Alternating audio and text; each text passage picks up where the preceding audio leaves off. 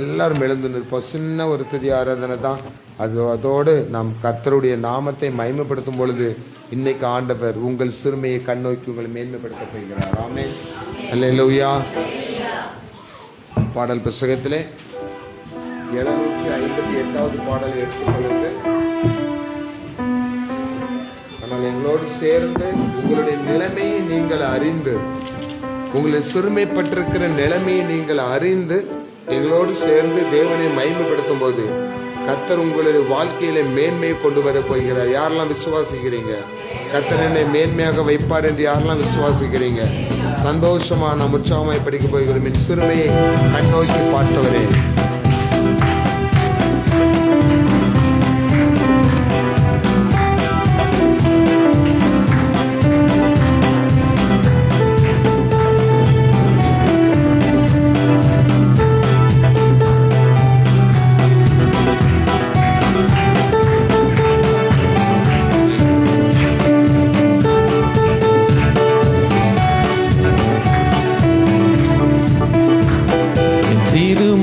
கண்ணோக்கி பார்த்தவரே, என் எளிமையில் கை தூக்க வந்தவரே, என் சிறுமையை கண்ணோக்கி பார்த்தவரே, என் எளிமையில் கை தூக்க வந்தவரே, துரத்தப்பட்ட என்னை மீண்டும் சேர்த்து கொண்டீர், துரத்தப்பட்ட என்னை பெரிய ஜாதியாய் மாற்றினீர்,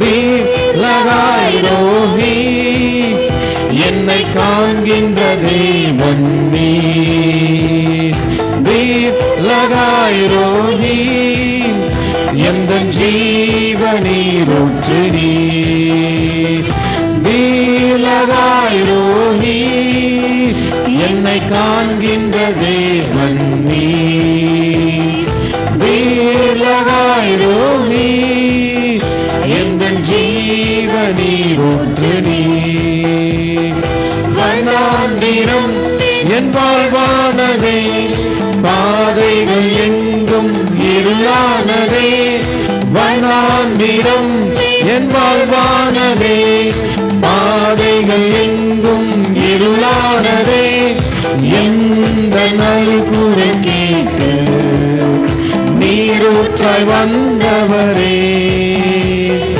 எந்த நல்குரல் கேட்டு நீரூற்றாய் வந்தவரே, பீலகாய் ரோஹி என்னை காண்கின்ற தேவன் நீர், பீலகாய் ரோஹி எந்த ஜீவனீரூற்று நீர், பீலகாய் ரோஹி என்னை காண்கின்ற தேவன் நீர், பீலகாய் ரோஹி எந்த ஜீவனீரூற்று நீர், புறஜாதி என்னை தேடி வந்தீர், சுதந்திரவாளியை மாற்றிவிட்டீர், புறஜாதி என்னை தேடி வந்தீர், சுதந்திரவாளியை மாற்றிவிட்டீர், வாக்கு தத்தம் செய்து நீ சொன்னதை நிறைவேற்றினீர், வாக்கு தத்தம் செய்து நீ சொன்னதை நிறைவேற்றினீர், பீலகாய் ரோஹி என்னை காண்கின்ற தேவன் நீர், பீலகாய் ரோஹி எந்த ஜீவனீரூற்று நீர், பீலகாய் ரோஹி என்னை காண்கின்ற தேவன் நீர், அல்லேலூயா. பீலகாய் ரோஹி எந்த ஜீவனீரூற்று நீர், என் சிறுமையை கண்ணோக்கி பார்த்தவரே, என் எளிமையில் கை தூக்க வந்தவரே, என் சிறுமையை கண்ணோக்கி பார்த்தவரே, என் எளிமையில் கை தூக்க வந்தவரே, துரத்தப்பட்ட என்னை நீர் மீண்டும் சேர்த்துக் கொண்டீர்.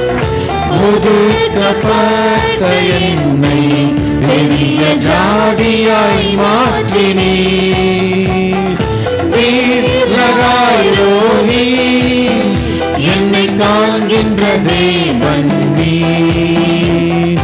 வீரராய் ரோஹி எங்கள் ஜீவ நீரூற்று நீர். எந்தெந்த வகையில் நீங்கள் சிறுமைப்பட்டிருக்கிறீர்களோ, எந்தெந்த வகையில் நீங்கள் தள்ளப்பட்டு இருக்கிறீர்களோ, எந்தெந்த ரூபத்தில் நீங்கள் நெருக்கப்பட்டு கொண்டிருக்கிறீர்களோ, நெருக்கப்படுகிற யாவருக்கும் சகாயம் பண்ணுகிறேன். நெருக்கப்படுகிற யாவருக்கும் சகாயம் பண்ணுகிறேன். நான் கர்த்தரை நோக்கி கூப்பிட்டேன், என் நெருக்கத்திலிருந்து அவர் என்னை விடுவித்தார். அல்லேலூயா. இன்னைக்கு நெருக்கப்பட்டு ஒடுக்கப்பட்டு இருக்கிற குடும்பங்களுக்கு ஆண்டவர் சொல்கிறார், நான் உங்களை விடுவிக்கிற தேவன். நான் வாசித்த வேத வசனத்தின்படி நான் உங்களை அந்த ஸ்தலத்திலே நாட்டுவேன். நான் உங்களை அந்த ஸ்தலத்திலே நாட்டுவேன். உங்களுக்கு நன்மை உண்டாகும்படி செய்வேன். இனி அந்த நன்மை நான் தாமதிக்க மாட்டேன், சீக்கிரத்திலே அதை செய்வேன் என்று சொல்லுகிற தேவன் உயிரோடு நம்ம மத்தியிலே இருக்கிறார், உயிருள்ளவராய் இருக்கிறார். நாம் வேறு எது காரியங்களை வணங்கல, தேவையில்லாதவைகளை நம்ம வணங்கல. பேசாதவைகளோடு நாம் பேசுகிறவர்கள் அல்ல, பேசுகிற தேவனோடு பேசுகிறோம். அசையாத செயல்படாத காரியங்களோடு நாம் விண்ணப்பங்களை வைக்கிறவர்கள் அல்ல. நம் மீது கரங்களை வைத்து ஆசீர்வதிக்கிற தேவனை வணங்குகிறோம். நம் சத்தத்தை கேட்கிற இறைவனை நாம் வணங்குகிறோம். கேட்டு நமக்கு பதில் கொடுக்கிறவர். எசேக்கியா விண்ணப்பம் பண்ணினான், சுவரை நோக்கி அழுதான். வேதம் சொல்கிறது, உன் கண்ணீரை கண்டேன். நம்மை காண்கிற தேவன். உன் விண்ணப்பத்தை கேட்டேன். நம்முடைய விண்ணப்பத்தை கேட்கிற தேவன். அவன் ஆயுசு நாட்களை 15 வருடங்கள் கூட்டி கடுத்தது போல இன்று உங்கள் விண்ணப்பத்தை கேட்டு உங்கள் கண்ணீரை கண்டு எது உங்களுக்கு பிரச்சனையோ அந்த பிரச்சனையிலிருந்து உங்களை விடுவித்து உங்கள் ஆயுசு நாட்களை பெருக பண்ணுகிற தேவன். செத்து போலாமா? விட்டுட்டு ஓடிடலாமா? இந்த வாழ்க்கை நமக்கு தேவையா? இந்த இடம் நமக்கு தேவையா? நாம் இப்படிப்பட்ட இடத்துல இருக்கணுமா? இன்னையோட அந்த டாபிக் ஆண்டவர் முற்றுப்புள்ளி வைக்கிறார். ஆண்டவர் சொல்லுகிறார், நான் உங்களுக்கு நன்மைகளை செய்ய போகிறேன். ஏனென்றால் நான் உயிரோடு இருக்கிற கடவுள், என் உயிரான இயேசு. கரங்களை வைத்து எங்களோட ஒரு ஸ்டான்ஸா நீங்கள் படிக்க போகிறோம். எங்களோடு சேர்ந்து உயிருள்ள தேவன் எனக்குள் இருக்கிறார். விசுவாசிக்கிறவங்க ஒரு அல்லேலூயா சொல்லுங்க. செயல்படுகிற ஆண்டவர் எனக்குள் இருக்கிறார். ஒரு ஆமென் சொல்லுங்க. இதை நீங்க உண்மையிலே சொல்வீங்களானா இன்னைக்கு உங்க வாழ்க்கையில் அவர் செயல்பட ஆரம்பிக்க போகிறார். தடைகள் உடைய போகிறது, பிரச்சனைகள் மாற போகிறது. உனக்கு எதிரான ஆயுதங்களை அவர் வாய்க்காதே போக பண்ணுவார். உன் சத்துருக்களை நீ தேடினாலும் கண்டுபிடிக்க முடியாது. ஆண்டவர் அப்படி செய்ய போகிறார்.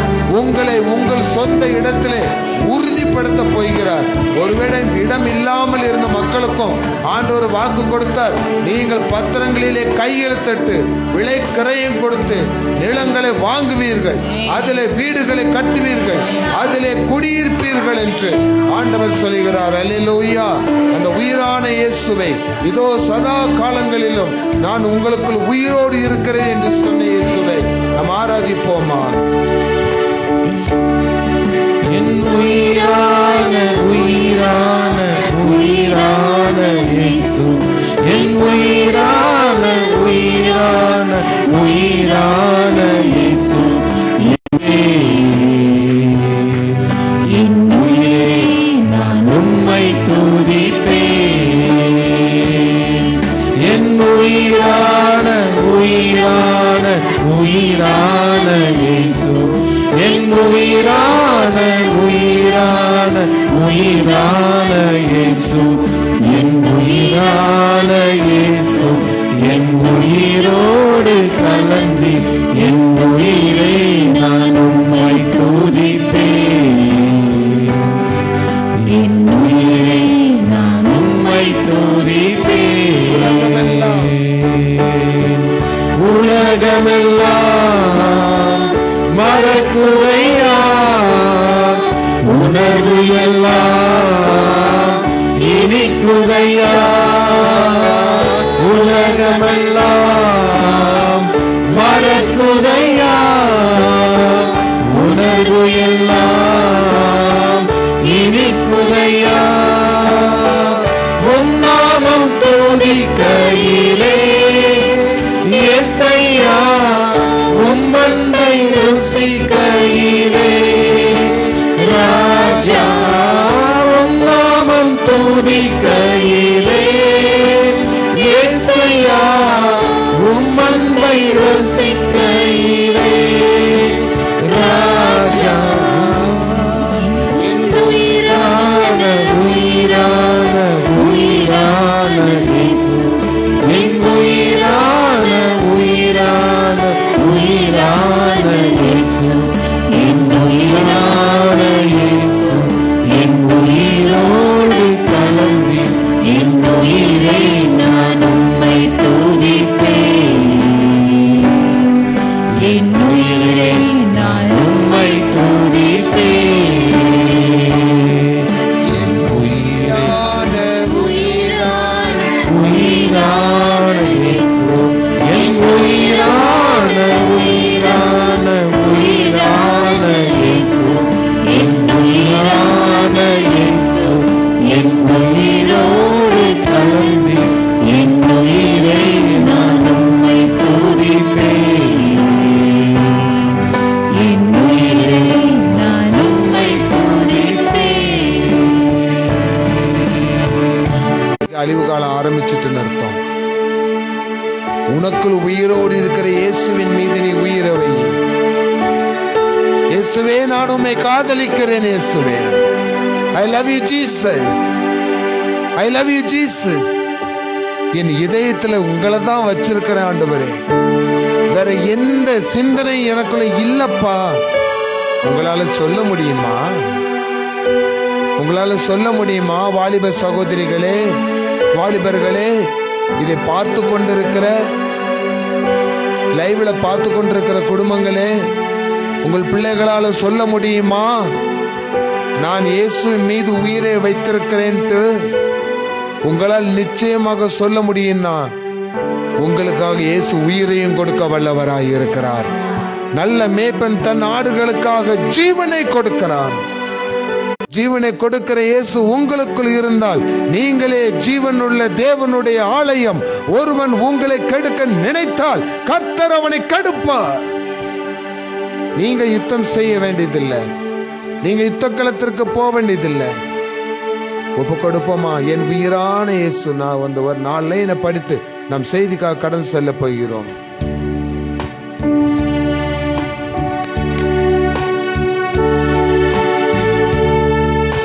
என் உயிரான உயிரான இயேசு, என் உயிரான உயிரான உயிரான இயேசு, என் உயிரான இயேசு, என் உயிரோடு கலந்து என் உயிரை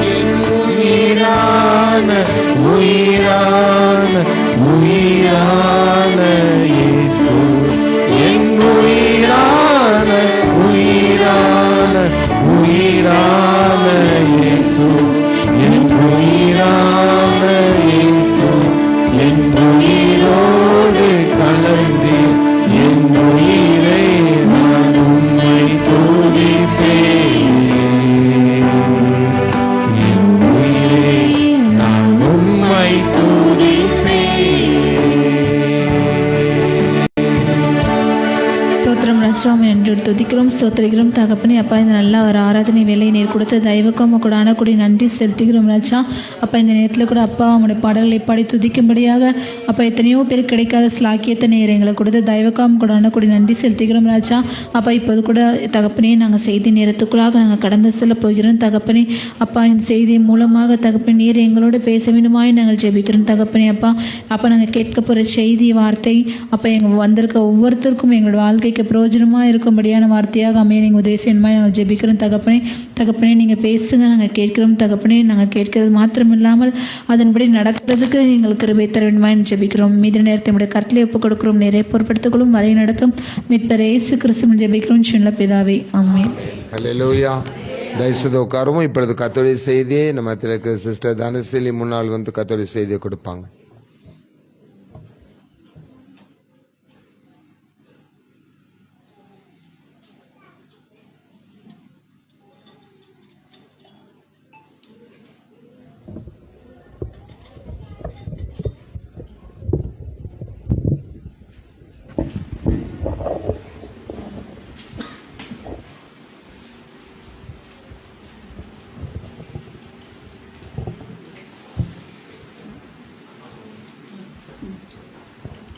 ஹல்லேலூயா.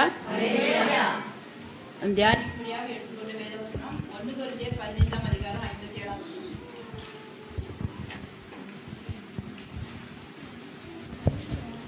1 கொரிந்தியர் 15ஆம் அதிகாரம் 57ஆம் வசனம்.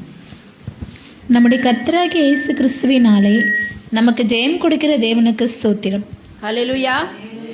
நம்முடைய தேவன் ஜெயம் கொடுக்கும் தேவன். எவைகளில் இருந்தெல்லாம் நமக்கு ஜெயம் கொடுக்க போகிறார்னு நம்ம சிறிது நேரம் நம்ம தியானிக்க போகிறோம். அதுக்கு முன்னதாக நம்முடைய தலைகளை தாழ்த்தி ஆண்டவர் இந்த வசனத்தின் மூலமாக பேசும்படியாக நம்ம ஜெபிப்போம். எங்களை அதிகமாக நேசிக்கிற எங்கள் அன்பின் தகப்பனே, ஆண்டவரே இந்த வேலைக்காக நாங்கள் நமக்கு நன்றி செலுத்துகிறோம் அப்பா. ஆண்டவரே எங்களுக்கு ஜெயம் கொடுக்கிற தேவன் கர்த்தாவே ராஜா, இவைகளில் இருந்தெல்லாம் எங்களுக்கு ஜெயம் கொடுக்க போகிறீர் என்பதை நீர் எங்களுடைய வேத வசனத்தின் மூலமாக நீ எங்களோடு பேசும்படியாக நாங்கள் ஜெபிக்கிறோம். ஆண்டவரே நீர் எங்களுக்கு உதவி செய்யும் அப்பா. அடிமை கர்த்தாவே ராஜா உம்முடைய கரத்தில் ஒப்பு கொடுக்கிறேன். நீங்கள் வெளிப்படும்படியாக ஜெபிக்கிறேன். துதி கனமையும் எல்லாம் செலுத்துகிறேன். இயேசு கிறிஸ்துவின் மூலம் ஜெபிக்கிறோம் பிதாவே ஆமென். நம்முடைய தேவன் ஜெயம் கொடுக்கிற தேவன். அதாவது அநேக காரியங்களில் நம்ம என்ன செய்யறோம், அடிமைப்பட்டு கிடக்கிறோம். சிறைப்பட்டு விடுதலை பெற முடியாமல் அடிமையா இருக்கும். பாவத்துக்கு அடிமைப்பட்டவங்க என்ன செய்யற, பாவம் செய்கிறவங்க என்ன சொல்லிருக்கு, பாவத்துக்கு அடிமையா இருக்கிறான். பாவம் செய்கிறவன் பாவத்துக்கு அடிமை. அப்போ ஒருத்தன் அடிமைப்பட்டு இருக்கும்போது அவங்களை விடுவிக்கிறதுக்கு என்ன செய்யணும், தன்னால விடுதலை பெற முடியாது. அதை விடுவிக்கிறதுக்கு ஒருவர் தேவை. அவர் தான் நம்முடைய ஆண்டவராகிய இயேசு கிறிஸ்து. இந்த வேளையிலும் கூட நம்ம சில நேரங்களில் சில பழக்க வழக்கங்களுக்கு நம்ம என்ன செய்யறோம், அடிமையாகி விடுறோம். இப்போ உதாரணமாக நம்ம பார்க்க போனோம்னா டிவி சீரியலை பார்க்குறவங்க என்ன செய்வாங்க, அதுக்கு ஒரு அடிமை. அந்த நேரம் வந்தோடனே அவங்களால என்ன செய்ய முடியாது, இருக்க முடியாது. பார்க்கக்கூடாதுன்னு நினச்சா கூட அடுத்த நாள் என்ன வருமோ அப்படின்ட்டு அப்படியே உங்களுக்கு ஒரு பயங்கரமான ஒரு ஆர்வம். அதை எப்படியாவது நம்ம என்ன செய்யணும், பார்க்கணும். ஆனால் நம்ம வேத வசனங்களை அந்த நேரத்தில் படிக்கணுங்கிற ஆர்வம் நமக்கு கிடையாது. ஆனால் இந்த டிவிக்கு அடிமைப்பட்டவங்க என்ன செய்வாங்க, அந்த நேரத்தில் அந்த சீரியல் பார்க்காம இருக்க மாட்டாங்க. மற்ற ப்ரோக்ராம் கூட என்ன செய்ய மாட்டாங்க, அவ்வளோ தூரம் அடிமைப்பட்டு பார்க்க மாட்டாங்க. ஆனால் அந்த சீரியல் மட்டும் என்ன செய்யும், ஒருத்தரை அடிமைப்படுத்தி வச்சிருது. ஏன்னா அடுத்த நாள் இந்த சீரியலில் அடுத்த சீரியல் என்ன வரப்போகுது அப்படிங்கிற ஒரு என்ன செய்யுது, ஒரு ஆர்வம் வந்துடுது. எப்படியாவது அதை நம்ம பார்க்கணும். கரண்ட் இல்லைன்னா அவங்களால என்ன செய்ய முடியாது, இருக்கவே முடியாது. அதனால் அந்த நேரத்தில் நம்ம அன்னைக்கு வெளியே எங்கேயாவது போயிட்டோன்னா நமக்கு சிந்தனைலாம் எங்கே தான் இருக்கும், அந்த சீரியலில் தான் இருக்கும். இன்னைக்கு என்ன நடந்துச்சோ தெரில அப்படிங்கிற மாதிரி உண்மையிலே நடக்கிற மாதிரி என்ன செய்வாங்க, அதை சிந்திச்சுட்டு இருக்கிறாங்க. ஆனால் அது வந்து என்னது, ஒரு அடிமைத்தனம். அதுல இருந்து தேவன் தான் நம்மளை என்ன செய்ய முடியும், விடுவிக்க முடியும். அதனால குடிங்கிறது ஒரு அடிமைத்தனம். குடி பழக்கத்துக்கு அடிமைப்பட்டவர்கள் என்ன செய்வாங்க, குடிச்சிட்டு வந்துருவாங்க. ஆனால் அவங்க உள்ளத்துல என்ன செய்யும், ஒரு எண்ணம் இருக்கும், ஐயோ நம்மளால நம்ம குடும்பம் பாதிக்கப்படுதே, நம்ம குடும்பங்கள் என்ன செய்யறாங்க, கஷ்டப்படுறாங்களே, பிள்ளைங்க கஷ்டப்படுறாங்களே, இனிமேல் என்ன செய்யக்கூடாது, குடிக்கக்கூடாது அப்படிங்கிற ஒரு எண்ணம் வரும். ஆனால் அவங்களால என்ன செய்ய முடியாது, விட முடியாது. அப்போ அந்த பாவத்துக்கு அடிமை, இந்த குடி பழக்கத்துக்கு என்ன செய்யறாங்க, அடிமைப்பட்டுறாங்க. அப்போ அவங்கள மீட்கணும்னா அவங்க சுயத்திலேயோ மற்ற எந்த ஒரு காரியத்தினாலையும் என்ன செய்ய முடியாது, மீட்க முடியாது. கர்த்தர் ஒருவரே, இயேசு கிறிஸ்து ஒருவர் தான் அவங்களை என்ன செய்ய முடியும், மீட்க முடியும். அடுத்தபடியாக நம்ம பார்த்தோம்னா ஸ்மோக்கிங் பண்ணுறவங்க, அது என்ன செய்கிறாங்க, புகைப்பிடிக்கிறவங்க அந்த பழக்கத்துக்கு அடிமையாயிடுறாங்க. போதை பழக்கம் உள்ளவங்க, அது பயங்கரமான கொடிய பழக்கம். அந்த நேரத்தில் அவங்களுக்கு இல்லைன்னா என்ன செய்ய, அடுத்தவங்களை எப்படியாவது கொலை பண்ணி விட்டு கூட என்ன செய்யணும், பணத்தை பிடுங்கிட்டு போயிடணும் அப்படிங்கிற ஒரு வெறி பிடித்தவர்களாக போதை பழக்கத்துக்கு அடிமைப்பட்டவங்க இருக்கிறாங்க. அதனால இவைகளில் இருந்தெல்லாம் நம்ம சுயமாக விடுதலை பெறுவது ரொம்ப கஷ்டம். ஆனால் அவைகளிலிருந்து விடுதலை கொடுக்கிற ஒரு தேவன் நமக்கு இருக்கிறார். அவர் மட்டும்தான் நமக்கு என்ன செய்ய முடியும்? ஜெயம் கொடுக்க முடியும். அந்த பழக்கத்திலிருந்து விடுதலை கொடுத்து நமக்கு ஒரு ஜெயமுள்ள வாழ்க்கையை அவர் தான் என்ன செய்ய முடியும்? தர முடியும். அதனால நம்ம இந்த எந்த விதமான பாவத்துக்கும் நம்ம அடிமைப்பட்டு விடாதபடி, அதுல சிக்கிக் கொள்ளாதபடி தேவன் நமக்கு என்ன செய்யணும்? உதவி செய்யும்படியாக நம்ம ஜெயிப்போம். நம்ம எதுலெல்லாம் நம்ம அடிமைப்பட்டிருக்கோம்? இப்ப எபேசியர் 2ஆம் அதிகாரம் 1ஆம் வசனம் என்ன சொல்லுதுன்னு பாருங்க. எபேசியர் 2ஆம் அதிகாரம் 1ஆம் வசனம்.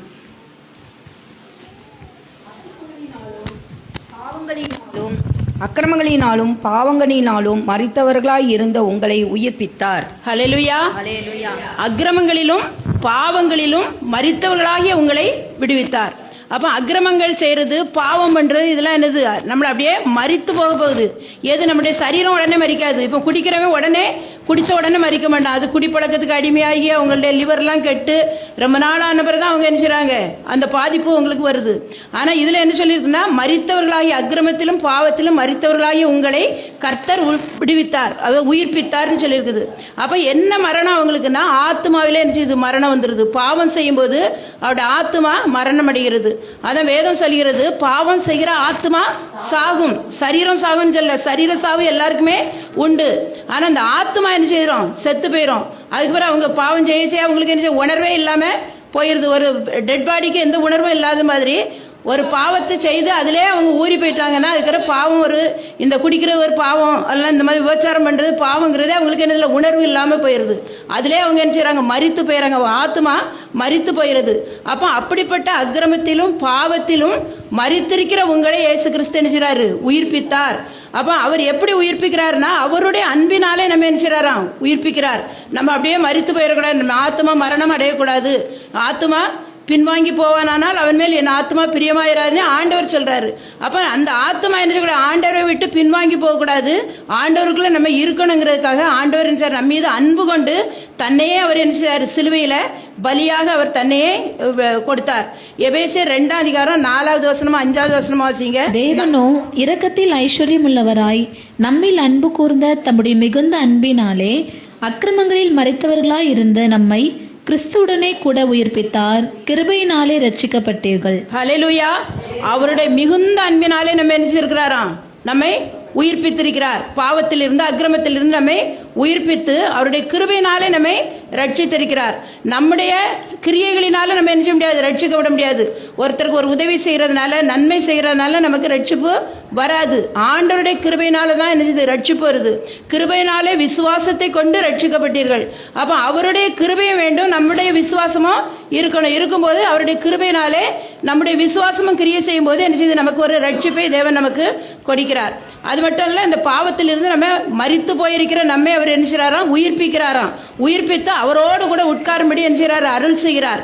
அப்ப இந்த பாவத்திலிருந்து நம்ம விடுதலை பெற்றால்தான் பரலோக ராஜ்யத்தில் அவரோடு கூட நம்ம என்ன செய்ய முடியும்? ஆளுகை செய்ய முடியும். பாவத்தோட போய் பரலோக ராஜ்யத்துக்குள்ள நமக்கு இடமே கிடையாது. அதனால பாவத்திலும் அக்கிரமத்திலும் மரித்திருக்கிற நம்மை அவர் மிகுந்த அன்பினாலும் அவருடைய கிருபையினாலும் நம்மை அவர் நினைச்சிருக்கார், ரட்சித்திருக்கிறார். அந்த ரட்சிப்பை ரட்சித்து அவருடைய பரிசுத்தாவின் அபிஷேகத்தை நமக்கு தந்து நமக்கு என்ன செய்யறார்? பரலோக ராஜ்யத்தின் பாக்கியத்தையும் தருகிறார். நித்திய ஜீவனை நமக்கு என்ன செய்யறாரு? தருகிறார். அப்ப இந்த பாவம் செய்துவிட்டு துணிஞ்சு பாவம் செய்துட்டே இருக்கும்போது நமக்கு நம்முடைய குடும்பங்களுக்கு அது என்ன செய்யுது? சாபமா மாறுது. இப்போ சும்மா ஒரு சின்ன காரியமா இருந்தா கூட, விளையாட்டுக்காக போய் சொன்னா கூட அது என்னதான்? பாவம் தான். பொய் மோசமான ஒரு பாவம், குடும்பத்தையே அழிக்கிற ஒரு பாவம். அந்த பொய்க்காரங்க என்ன பரலோக ராஜ்யத்துக்கு போக முடியாதுன்னு சொல்லியிருக்கு. பொய் சொல்லுகிறவர்கள் பரலோக ராஜ்யத்துக்கு போக முடியாதுன்னு வேதம் திட்டவட்டமாக எச்சரிக்கிறது. அதனால நமக்கு என்ன செய்யுது? சாபம் தான் வருது. அப்ப இந்த சாபத்திலிருந்து நமக்கு விடுதலை தருகிறவர் ஆண்டவர் தான். பாவத்திலிருந்து எப்படி நமக்கு விடுதலை தருகிறாரோ, நாம் செய்த பாவத்தின் நிமித்தம் வருகிற சாபத்திலிருந்து அவர் தான் நமக்கு என்ன செய்கிறார்? விடுதலை தருகிறார். கலாத்தியர் 3:13 வசனம் வாசிங்க. 3ஆம் அதிகாரம் 13ஆம் வசனம். 13வது வசனம். மரத்திலே தூக்கப்பட்ட எவனும் சபிக்கப்பட்டவன் என்று எழுதியிருக்கிறபடி கிறிஸ்து நமக்காக சாபமாகி நியாயப்பிரமாணத்தின் சாபத்திற்கு நம்மை நீங்களாக்கி மீட்டுக் கொண்டார். ஹல்லேலூயா. நியாயப்பிரமாணம் சொல்லுது, நம்ம பாவம் செய்யும்போது நமக்கு என்ன செய்யுது? சாபம் வருதுன்னு நியாயப்பிரமாணம் சொல்லுது. அப்ப அந்த சாபத்தில் இருந்து தேவன் நம்ம எப்படி, இயேசு கிறிஸ்து நம்ம எப்படி மீட்டு கொண்டார்னா, அவர் தன்னையே பலியாக சிலுவையில என்ன செய்தாரு? பலியானார். அவர் தலையிலே முள்முடி சூட்டப்பட்டு அவரை வந்து என்ன செய்தாங்க? அடித்து கொலை செய்தாங்க. அவர் மரத்திலே தூக்கப்பட்டபடினால் தான் அவர் நம்மளுடைய சாபங்களை நீக்கினார். அதுதான் பழைய ஏற்பாட்டில் மரத்திலே தூக்கப்பட்டவன் எவனும் சபிக்கப்பட்டவன். அப்ப இயேசு கிறிஸ்து மரத்திலே தூக்கப்பட்டபடினால் நமக்காக அவர் என்ன செய்யார்? சாபமாகி அந்த நியாயப்பிரமாணத்தின் சாபத்துக்கு நம்ம என்ன செய்தார்? நீங்களாக்கி நம்மை மீட்டு கொண்டார். அப்ப நம்ம என்ன செய்யணும்னா ஆண்டவரை நோக்கி பார்க்கணும். நம்ம ஒரு தவறு செய்தா கூட, தவறு செய்யாத மனிதர்கள் கிடையாது. தவறு செய்தாலும் என்ன செய்யணும்? உடனடியாக நம்ம உணர்ந்து, ஏன்னா ஆவியானவர் நமக்கு உணர்த்துவார். நம்ம ஆண்டோடைய பிள்ளைகளா இருக்கும்போது தவறு செய்துட்டோம்னா ஆவியானவர் என்ன செய்யறார்? நமக்கு உணர்த்தினார்னா நம்ம என்ன செய்யணும்? உடனே அதற்கு கீழ்ப்படிந்து அந்த பாவத்தை நம்ம என்ன செய்யணும்? அறிக்கையிட்டு தேவனிடத்தில் ஒப்புரவாகணும். இப்ப நம்ம வேதாகமத்திலிருந்து 2 உதாரணத்தை நம்ம பார்க்கும்போது, ஆண்டவரை காட்டி கொடுத்த பேதுரு என்ன செய்தார்? பாவம் தான் செய்தார், மறுதளித்தார். நான் கிறிஸ்துவை அறியல, நான் இவரை யாருன்னே எனக்கு தெரியாது அப்படின்னு சபித்து சத்தியம் பண்ண தொடங்கினார்னு சொல்லியிருக்குது. அப்ப ஆனா ஆண்டவர் ஏற்கனவே சொல்லியிருக்காரு, சேவல் கூவுகிறதுக்கு முன்னே நீ என்னை 3 முறை மறுதளிப்பார். 2 முறை சேவல் கூவுறதுக்குள்ள நீ 3 முறை மறுதளிப்பார்னு சொன்ன. அவருக்கு அந்த இது தெரியும். இருந்தாலும் அந்த அதிகாரிகளுக்கு முன்னால பயந்துகிட்டு என்ன செய்தாரு? இயேசு கிறிஸ்து யாருன்னே எனக்கு தெரியாதுன்னு அவர் என்ன செய்யாரு? சபிக்கவும் சத்தியம் பண்ணவும் தொடங்கினார்னு சொல்லியிருக்குது. அப்படி உடனே என்ன செய்ச்சு? 3 முறை மறுதளிச்ச உடனே சேவல் கூவிச்சு. சேவல் கூற சத்தத்தை கேட்ட உடனே பேதுரு என்ன செய்தார்? மனஸ்தாபப்பட்டார். ஆண்டவர் அன்னைக்கே நேற்றே நமக்கு சொன்னாரு, நம்ம இந்த மாதிரி பண்ணிட்டோமே என்று அவருக்கு ஒரு உணர்வு வந்துச்சு. அதனால அவர் மனஸ்தாபப்பட்டு என்ன செய்தார்? வெளியே போய் மனங்கசந்து அழுதாரு. ஆனா ஆண்டவரும் உடனே பேதுரு என்ன செய்தார்? திரும்பி பார்த்தார். அந்த பார்வைக்கு அவர் உடனே என்ன செய்தார்? கீழ்ப்படிந்து தன்னை அறிக்கையிட்டு ஒப்பு கொடுத்தாரு. அதனால அவர் ஒரு பிரதான அப்போஸ்தலனாக அவர் மாற்றப்பட்டார். அவருடைய நிழல் பட்டவர்கள் கூட என்ன செய்தாங்க? சுகமானார்கள் சொல்லப்பட்டது. பெரிய அற்புதங்கள். ஒரு பிரசங்கத்திலே 3000 பேர் 5000 பேர் ரட்சிக்கப்பட்டார்கள். அப்ப அந்த பாவத்தை அவர் அறிக்கை செய்யாம இருந்திருப்பாருன்னா, அதை விட்டு விடாம இருந்திருப்பாருன்னா, அவர் பெரிய அப்போஸ்தலனா என்ன செய்ய முடியாது? மாறி இருக்கவே முடியாது, நரகத்துக்கு தான் போயிருக்கணும். ஆனா அவர் தன்னுடைய பாவத்தை உணர்ந்து மனஸ்தாபப்பட்டு அறிக்கை செய்ததுனால தேவன் அவரை ஒரு பிரதான அப்போஸ்தலரா என்ன செய்தார்? உயர்த்தினார். அதே நேரத்தில் யூதாஸ் காரியத்தும் தேவனுடைய ஒரு அப்போஸ்தலன் தான். ஆனா யூதாஸ் காரியத்தை பாவத்தை காட்டி கொடுத்த உடனே என்ன செய்தாங்க? அவனுக்கு சிலுவை மரண தண்டனை கொடுத்த உடனே இவனை என்ன செய்தான்? மனஸ்தாபப்பட்டான். ஐயோ, குற்றமில்லாத ரத்தத்தை நான் காட்டி கொடுத்துட்டேனே, நான் பாவம் செய்துட்டேனே அப்படின்னு பிரதான ஆசாரிகள்கிட்ட போய் அந்த காசை போய் கொடுக்குறான். அவங்க அதை என்ன செய்யல? வாங்கல. உடனே தேவாலயத்திலே வீசிட்டு நாண்டு கொண்டு செத்தான்னு சொல்லியிருக்கு. அப்ப அவன் என்ன செய்திருக்கணும்? மனஸ்தாபப்பட்டவன் கர்த்தரிடத்துல மன்னிப்பு கேட்டிருந்தா தேவன் அவனையும் என்ன செய்திருப்பாரு? மன்னித்திருப்பாரு.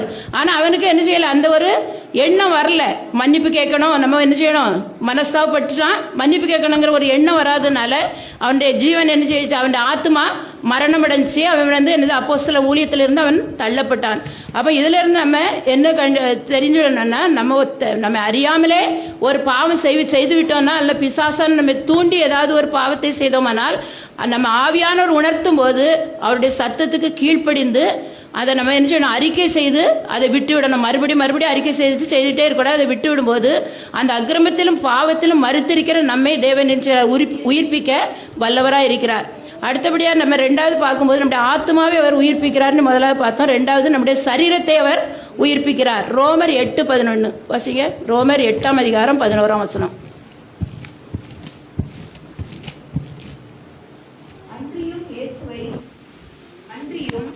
இயேசுவை மரித்தோரிலிருந்து எழுப்பினருடைய ஆவி உங்களில் வாசமாயிருந்தால், கிறிஸ்துவை மரித்தோரிலிருந்து எழுப்பினவர் உங்களில் வாசமாயிருக்கிற தம்முடைய ஆவியினாலே சாவுக்கேதுவான உங்கள் சரீரங்களையும் உயிர்ப்பிப்பார். ஹல்லேலூயா. தேவனை மரித்தோரிலிருந்து எழுப்பினவரிடம் இருந்தார்னா நம்ம ஆண்டவரை நோக்கி கூப்பிடும்போது சாவுக்கு ஏதுவான அந்த வியாதியை தேவன் நமக்கு என்ன மாற்றி நம்முடைய சரீரத்தை அவர் உயிர்ப்பிக்க வல்லவராக இருக்கிறார். ஏசாயா 53:5 வசனம் வாசிங்க.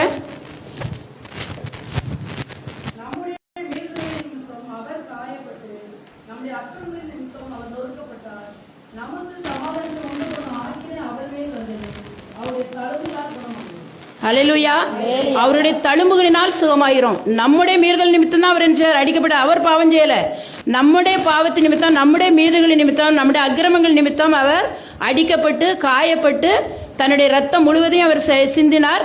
அந்த தழும்புகளினால் நம்ம என்ன செய்யறோம்? சுகமாகிறோம். நமக்கு சமாதானத்தை உண்டு பண்ண ஆக்கினை அவர் ஏற்றுக்கொண்டு நமக்கு என்ன செய்தார்? சமாதானத்தை தந்தார். நமக்கு சுகத்தை அவர் தந்திருக்கிறார். கர்த்தர் தான் ஆவியானவர். ஆவியானவர் நமக்குள்ள இருந்தாருன்னா நமக்கு என்னது உண்டு? விடுதலை உண்டு. வியாதியிலிருந்து நமக்கு விடுதலை உண்டு. அதை நம்ம நம்பணும். நம்பி அவரை நோக்கி நம்ம பார்க்கும்போது தேவன் நமக்கு என்ன விடுதலை தருகிறார். அதே வசனம் தான் 1 பேதுரு 2:24 வாசிக்க வேண்டாம். அதுலயும் அவருடைய தழும்புகளினால் குணமானீர்கள். நம்ம குணமாயிட்டோம் அவருடைய தழும்புகள்னால. அதை விசுவாசித்து அந்த சுகத்தை நம்ம என்ன செய்யணும்? பெற்றுக்கொள்ள வேண்டும். அப்ப அதுக்கு பிறகு நம்ம பலவீனப்படும் போது ஆண்டவரை நோக்கி நம்ம கேட்கும்போது அவருடைய பலன் நமக்கு என்ன செய்தான்? பூரணமாய் விளங்குகிறது. பலவீனத்திலே என் பலன் உனக்கு பூரணமாய் விளங்கும், என் கிருபை உனக்கு போதும். பவுலப்போஸ்தலன் சொல்றாரு. அவர் என்ன சொல்றாருன்னா, நான் எனக்கு கொடுத்த அந்த மகிமையான காரியங்களை குறித்து நான் மேன்மை பாராட்டாதபடிக்கு என் சரீரத்திலே ஒரு முள் கொடுக்கப்பட்டிருந்துன்னு சொல்றாரு. அது என்னதுன்னு நமக்கு பைபிள்ல சொல்லல. வியாதியா என்னங்கிறது தெரியாது. ஆனா அவருடைய சரீரத்துல ஒரு பலவீனம் இருந்துச்சு. அந்த பலவீனம் நீங்கும்படி அவர் என்ன செய்தாரு? 3 முறை ஆண்டவர்கிட்ட என்ன செய்தாரு? கேட்டாரு. அந்த பலவீனத்தை தாங்க முடியாம, ஏசப்பா எனக்கு இந்த பலவீனத்திலிருந்து விடுதலை தாங்கன்னு கேட்கும்போது ஆண்டவருடைய பதில் என்னன்னா, பலவீனத்திலே என் பலன் உனக்கு பூரணமாய் விளங்கும், என் கிருபை உனக்கு போதும்னு சொன்னாரு. அப்ப அவர் மரணம் வரையும் தான் அவருக்கு என்ன செய்ச்சு? அந்த பலவீனங்கள் தான் இருந்துச்சு. அதே மாதிரி நிறைய ஊழியக்காரர்கள், பெரிய பெரிய பிரசித்தி பெற்ற ஊழியக்காரர்கள் நம்ம பார்க்கும்போது அவங்க சரீரத்தில் அநேக வியாதிகள் பாடுகளோடு கடைசி வரைக்கும் அவங்க என்ன செய்றாங்க? ஊழியம் பண்ணிட்டு மரித்திருக்கிறாங்க. அதனால பலவீனத்துல அவருடைய பலன் நமக்கு என்ன செய்யும்? பூரணமாய் விளங்கும். பவுலப்போஸ்தலனுக்கு எப்படி அந்த பலன் பூரணமா விளங்கிச்சோ அதே போல நம்முடைய வாழ்க்கையிலும் பலவீனங்கள் வரும்போது அவரை நோக்கி பார்க்கும்போது அவருடைய பலன் நமக்கு என்ன செய்யும்? கிடைக்கும். அவருடைய கிருபையினால் நம்மளை என்ன செய்வார்? வழி நடத்துவார். அப்ப நமக்கு ஒரு வியாதி வந்துட்டுனா நம்ம என்ன செய்யக்கூடாது? சோர்ந்து போகக்கூடாது. அந்த வியாதியை நம்ம என்ன செய்யணும்? என்ன வியாதிகள் வந்தாலும் அல்ல ஏதாவது பிரச்சனைகள் வரும்போது நம்ம சோர்ந்து போகாமல் இந்த பிரச்சனைகள், இந்த போராட்டங்கள், இந்த வியாதியெல்லாம் ஆண்டவரை நெருங்கி சேருவதற்கான ஒரு கருவின்னு நினைச்சு நம்ம ஆண்டவரை நினைச்சணும். துதித்து கொண்டிருக்கும் போது அவருடைய கிருபையை நமக்கு தந்து, அவருடைய பலத்தை நமக்கு தந்து, நம்முடைய பலவீனங்களை தாங்குவதற்கேற்ற கிருபையை தேவன் நமக்கு செய்வார். அடுத்தது முதலாவது நம்ம என்ன பார்த்தோம்? ஆத்மாவை உயிர்ப்பிக்கிறார். அடுத்தது நம்முடைய சரீரத்தில் இருக்கிற வியாதிகள் எல்லாம் நீக்கி நம்முடைய சரீரத்தையும் தேவன் உயிர்ப்பிக்கிறார். இப்ப யாரும் பலவீனம் உள்ளவங்க தான் நம்ம எல்லாருமே இருக்கிறோம். நான் எனக்கு பலவீனமே கிடையாது, நான் பெரிய பலவானா இருக்கிறேன்னு யாருமே நம்ம சொல்ல முடியாது. அநேக பலவீனங்கள் நமக்கு இருக்குது. ஒரு வயசானவர் ஒரு கால் வலியாவது வந்துருது, மூட்டு வலி வந்துருது, அப்படி நிறைய பலவீனங்கள் நமக்கு இருக்கு. ஆனா அந்த பலவீனத்துல நம்ம அப்படியே படுக்கையில விழுந்துடல. நம்முடைய வேலைகளை செய்வதற்கேற்ற பலனை கர்த்தர் தான் தராரு. அப்ப அந்த பலவீனத்தில் நம்ம என்ன செய்யறோம்? ஆண்டவரை நோக்கி பாக்குறோம். ஆண்டவரே, இந்த வியாதி என்னால் தாங்க முடியல, என்னால் நடக்க முடியல, எனக்கு ரொம்ப கஷ்டமா இருக்கு ஏசப்பா, எனக்கு நீங்க உதவி செய்யுங்க. நம்ம அவரை நோக்கி நம்ம என்ன செய்யறோம்? பாக்குறோம். அப்ப அந்த பலவீனமே இல்லைன்னா அதுக்காக நம்ம என்ன செய்யணும்? ஆண்டவரை நம்ம தேட மாட்டோம். அதனால ஆண்டவர் தருகிற பலவீனங்கள் நம்ம என்ன செய்யறது? பலப்படுத்துறதுக்கு, அவருடைய பலத்தை நமக்கு தருவதற்காக அந்த பலவீனத்தை தந்திருக்கிறாருன்னு சொல்லி நம்முடைய சரீரத்தை ஆண்டவர் உயிர்ப்பிக்க வல்லவர் என்று அவரை நம்ம என்ன செய்யணும்? தேடிக்கொண்டே இருக்கும்போது நமக்கு அதை தாங்கத்தக்கதான பலனை தருகிறார். சரீரத்தை அவர் உயிர்ப்பிக்கிறார். அடுத்தபடியா நம்ம பார்க்கும்போது நம்முடைய தொழில், வேலை, இதை பார்த்தோம்னா அதுலயும் நிறைய நினைச்சாங்க. அநேகருக்கு தொழில்ல நஷ்டம். எதை செய்தாலும் என்ன செய்யல, அவங்களுக்கு அதுல ஒரு விருத்தியே இல்லை. என்ன எவ்வளவு முயற்சி பண்ணாலும் கிடைக்கல. பாக்குறவங்க என்ன சொல்லுவாங்க? இவன் எதுக்குமே லாய்க்கு இல்லாதவன், எதையுமே இவனுக்கு செய்ய தரல அப்படின்ட்டு என்ன செய்றாங்க? நிந்தையா பேசலாம்.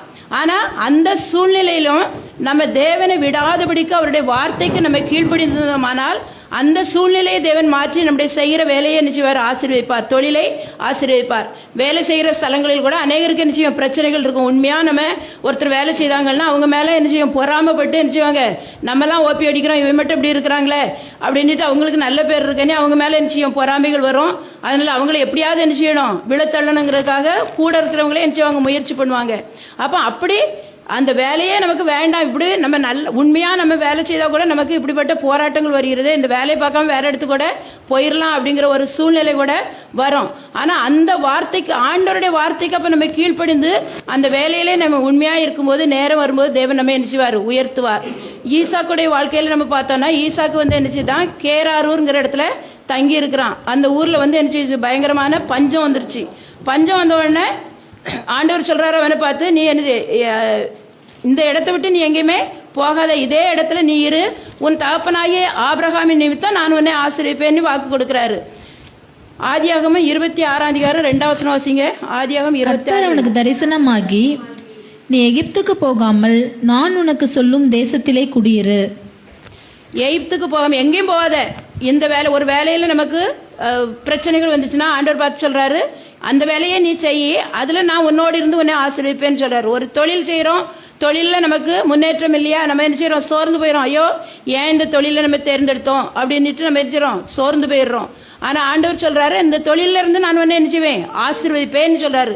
ஈசாக்கிட்ட அப்படிதான் சொன்னாரு, இந்த கேராரூரிலே நீ தங்கிரு, நான் உன்னை என்ன செய்வேன், ஆசீர்வதிப்பேன். உன் தகப்பனாய ஆபிரகாம் என் சொல் கேட்டு நடந்த போது அவனை ஆசீர்வதித்தது போல அவன் நிமித்தம் நான் உன்னை என்ன செய்வேன், ஆசீர்வதிப்பேன். அப்ப நம்ம வந்து நம்முடைய பிள்ளைகள் ஆசீர்வாதமா இருக்கணும்னா தாய் தகப்பன் என்ன செய்யணும், கர்த்தருக்கு பயந்து நம்ம அவருடைய சொல்லை கேட்டு நடக்கும்போது ஆண்டவர் அவர்களுடைய கிரியைகளையும் பார்த்து நம்முடைய பிள்ளைகளை என்ன செய்றாரு, ஆசீர்வதிக்கிறார். அப்ப இந்த ஈசாக்கு வந்து அதே ஊர்ல கேராரூர்ல குடியிருக்கும் போது அவனுக்கு நிறைய பிரச்சனைகள் வருது. அந்த ஊர் மேய்ப்பர்கள்லாம் சேர்ந்து என்ன செய்றாங்க, இவனை ரொம்ப கொடுமைப்படுத்துறாங்க. அந்த இடத்துல அந்த பஞ்ச தேசத்துல அவன் விதைக்கும் போது மற்றவங்களுக்கு விளைச்சல் இல்லைனாலும் இவனுடைய நிலம் என்ன செய்ச்சு, நல்லா விளைஞ்சிச்சு. 100 மடங்கு தேவன் என்ன செய்யார், விளை செய்தாராம். வர வர ஐஸ்வர்யான் விருத்தி அடைந்து மகா பெரிய ஐஸ்வர்யனா ஆனான். இதை பார்த்தோன்னே எல்லாருக்கும் என்ன செய்யுது, ஒரே பொறாம. அந்த நாட்டு ராஜா அபிமெலேக்கு கூட என்ன செய்யுது, அவன் மேல பொறாம. நீ எங்களை விட எப்படி செய்யறா, பலத்தவன் ஆயிட்டா, ஐஸ்வர்யவன் ஆயிட்டா, அதனால நீ எங்க ஊர்ல நீ இருக்கக்கூடாது, இதை விட்டு நீ என்ன செய்ய, ஓடி போயிருன்னு அவனை துரத்துறாங்க. துரத்தினவன என்ன செய்யறான், அந்த ஊரை விட்டு பள்ளத்தாக்குல வந்து தங்கி இருக்கிறான். அங்கேயும் என்ன செய்யறாங்க, கிணறுகளை தோன்றாங்க, துறவுகளை தோன்றாங்க. தோண்டும் போது அவன் வேலைக்காரர் தோண்டி தண்ணி வருது. தண்ணி வந்த உடனே என்ன செய்யறாங்க, அந்த மேய்ப்பர்கள் வந்து இது இந்த தண்ணி எங்களுடையது. தோன்றது யாரு, ஈசாக்குடைய வேலைக்காரர்கள்.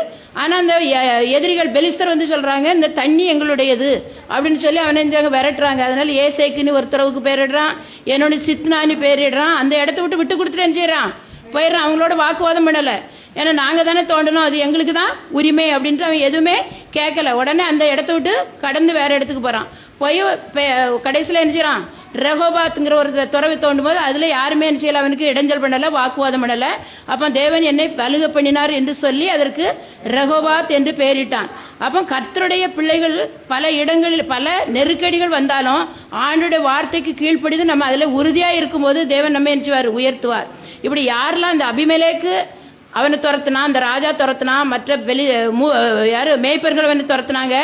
ஆனாலும் கூட அவன் அதுல உறுதியா இருந்தபடினால, கர்த்தருடைய வார்த்தையை நம்பி உறுதியா இருந்தபடினால இப்ப பெயர் சபாங்கிற இடத்துல வந்து அவன் குடியிருக்கும் போது இந்த அபிமெலேக்கு ராஜாவே அவனை தேடி வரான். அவன் இப்ப வந்து அறிஞ்சுட்டான், இவன் வந்து ஆண்டவருடைய பிள்ளை, கர்த்தர் அவனோடு இருக்கிறார். அதனால என்ன செய்தான், தேடி வந்து என்ன சொல்றான், கர்த்தர் மெய்யாகவே உன்னோடு இருக்கிறார், அதனால உன் கூட நாங்க என்ன செய்யறோம், ஒரு அக்ரிமெண்ட், ஒரு சமாதான உடன்படிக்கை செய்து கொள்றதுக்கு வந்தோம் அப்படின்ட்டு சொல்றாங்க. சொன்ன உடனே இவன் சொல்றான், நீங்க என்ன செய்தீங்க, இப்படிலாம் துரத்தி எனக்கு அநியாயம் பண்ணீங்க அப்படின்னு சொன்னா கூட மறுபடியும் அவங்களை ஏற்றுக்கொண்டு அவங்களுக்கு விருந்து வச்சு அவங்கள சந்தோஷமா என்ன செய்தான், அனுப்பி வச்சான்.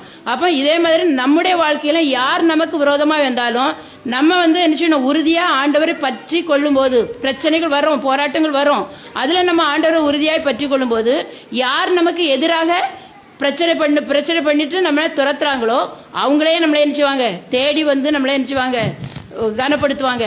அதனால நம்ம என்ன செய்யணும்னா, நம்ம அந்த நேரத்தில் நம்ம என்ன செய்யணும், அமைதியா இருக்கணும். நம்ம எந்த வாக்குவாதமும் பண்ணாம நம்ம ஆண்டவருக்குள்ள நம்ம உறுதியா உண்மையா இருக்கும்போது தேவன் நம்ம என்ன செய்வார், உயர்த்துவார். செப்பனியா 3:19 வாசிங்க. 3ஆம் அதிகாரம் 19வது வசனம். செப்பனியா 3வது அதிகாரம் 19வது வசனம்.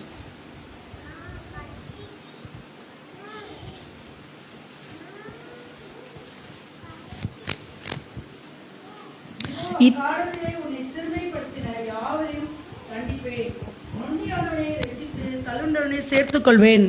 அவர்கள் வெட்கம் அனுபவித்த அவர்களுக்கு புகழ்ச்சியும் கீர்த்தியும் உண்டாக செய்வேன். ஹல்லேலூயா, ஹல்லேலூயா. எந்த இடத்துல நம்ம வெட்கப்பட்டோமோ, எந்த இடத்துல நம்ம தலை விழுந்து போனோமோ, நம்ம கர்த்தருடைய வார்த்தைக்கு கீழ்ப்படிந்து அவருடைய வார்த்தையின்படி நம்ம செய்யும் போது யார் நம்மளை துரத்துனாங்களோ அவங்க நம்மளை எஞ்சுவாங்க, தேடி வருவாங்க.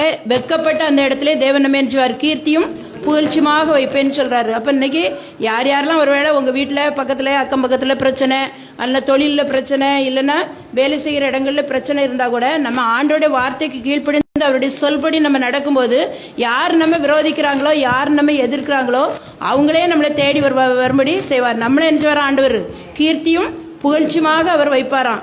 நம்ம தலை விழுந்த இடத்துல நம்முடைய தலையை நிஜவார் நிமிர பண்ணுகிற தேவனாய் இருக்கிறார். லேவியராகமம் 26ஆம் அதிகாரம் 3ஆம் வசனம் வாசிங்க. 3.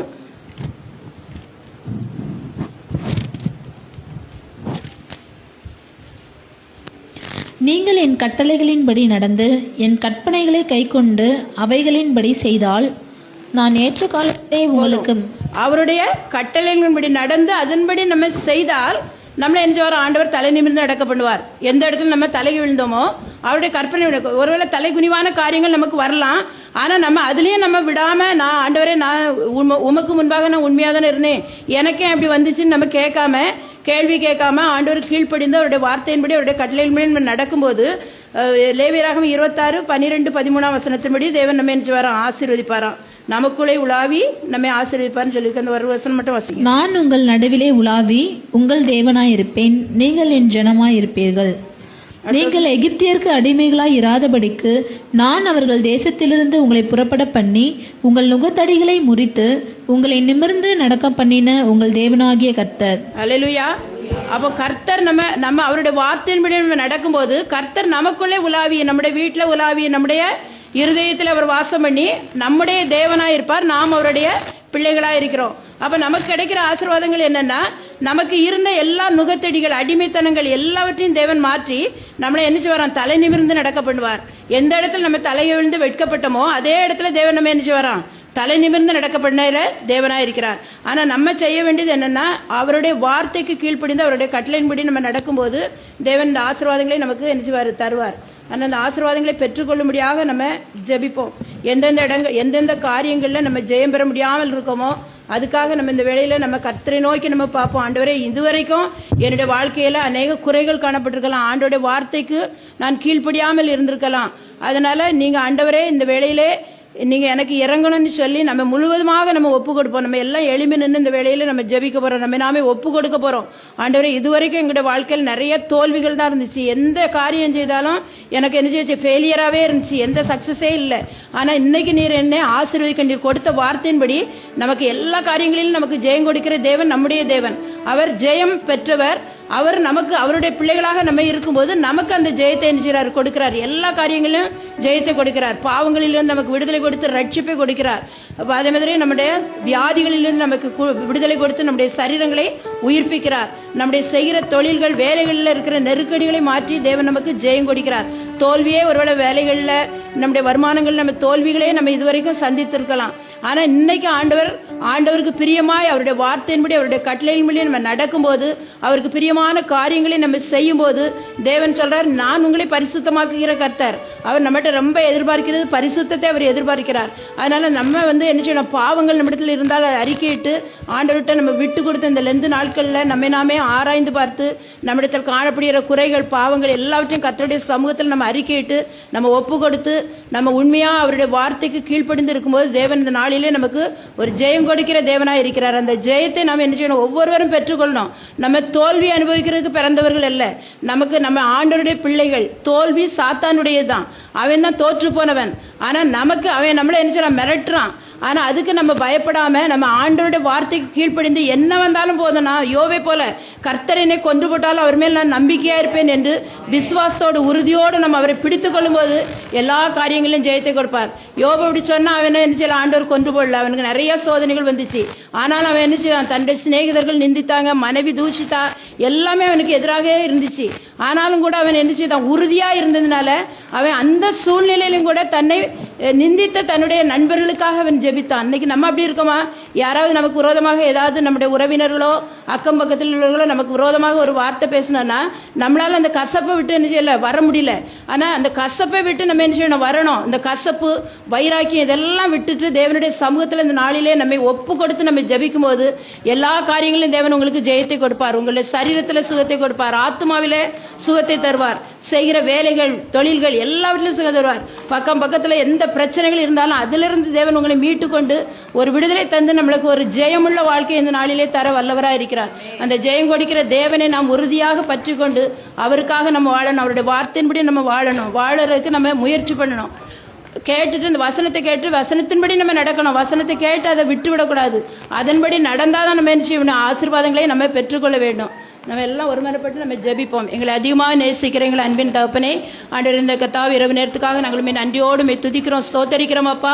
எங்களுக்கு எல்லா காரியங்களிலும் ஜெயம் கொடுக்கிற தேவன் நீர் எங்களோடு இருக்கிறீரப்பா. ஆண்டவரே, நாங்கள் தோல்வியை சந்திக்கிறோம் என்றால் எங்களிடத்தில் காணப்படுகிற குறைகள் குற்றங்கள் தானப்பா எங்களுக்கு தோல்வியை கொண்டு வருகிறதப்பா.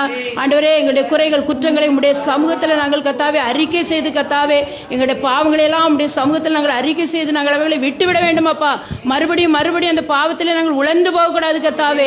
ஆண்டவரே, இந்த வேளையில ஒவ்வொருவரும் கத்தாவே தங்களை தாங்களே ஒப்பு கொடுத்திருக்காங்கப்பா. நீர் கண்ணோக்கி பார்த்து கத்தாவே ராஜா, ஒவ்வொருவருக்கும் நீர் விடுதலை கொடுக்க முடியாது ஜெபிக்கிறோம். எந்த காரியங்களிலே விடுதலை பெற முடியாமல் இருக்காங்களோப்பா, அதிலே நீர் இப்பொழுது விடுதலை கொடுத்து கத்தாவே ராஜா, ஆண்டவர் ஒரு ஜெயத்தை கொடுக்க முடியாது ஜெபிக்கிறோம். ஒரு ஜெயமுள்ள வாழ்க்கை வாழ தகப்பனே ஒவ்வொருவரையும் நீர் கத்தாவை தகுதிப்படுத்த முடியாது நாங்கள் ஜெபிக்கிறோம் அப்பா. உம்முடைய வார்த்தைக்கு நாங்கள் கீழ்ப்படிந்து நாங்கள் கத்தாவே அதன்படி நாங்கள் நடக்கணும் கத்தாவே. ஆண்டவரே, அதன்படி நடந்து உம்முடைய ஆசீர்வாதங்களை நாங்கள் இந்த நாளிலே பெற்றுக்கொள்ள நீங்க உதவி செய்யுங்க. வந்த ஒவ்வொருவரையும் நீங்க ஆசீர்வதிக்க முடியாது ஜெபிக்கிறோம் கத்தாவே. என்னென்ன விண்ணப்பங்களை வேண்டுதலை உடைய சமூகத்தில் வைத்திருக்கிறார்களோ நீர் அறிந்திருக்கிறீர் கத்தாவே. ஒவ்வொருடைய மன விருப்பங்களை நீர் நிறைவேற்ற முடியாது ஜெபிக்கிறோம். அவருடைய இருதயத்தின் வாஞ்சைகள் விருப்பங்கள் எல்லாவற்றையும் நிறைவேற்றி கத்தாவே. ஆண்டவர், ஒரு சாட்சியாக ஒவ்வொருவரும் இந்த இடத்துல நீங்க நிறுத்த முடியாது ஜெபிக்கிறோம் அப்பா. வர தடைப்பட்டவர்களையும் கூட கத்தாவே நாங்கள் நினைவு கூறுகிறோம் அப்பா. அவர்களுக்கு அந்த ஆசீர்வாதங்கள் கடந்து செல்ல முடியாது நாங்கள் ஜெபிக்கிறோம் அப்பா. எங்களை முற்றிலுமாக தாழ்த்தி உடைய சமூகத்தில் அர்ப்பணிக்கிறோம். துதி கனமை மேலாமுக்கு செலுத்துகிறோம். இயேசு கிறிஸ்துவின் மூலம் ஜெபிக்கிறோம் பிதாவே, ஆமென். எல்லாரும் சேர்ந்து சொல்லுவோமா? என் ஆத்துமாவே கர்த்தரை சோத்திரி, என் முழுவலுமே பரிசுத்த நாமத்தை சோத்திரி. என் ஆத்துமாவே கர்த்தரை சோத்திரி, கர்த்தர் செய்த சகல உபகாரங்களை மறவாதே. ஆமேன், ஆமேன், ஆமேன்.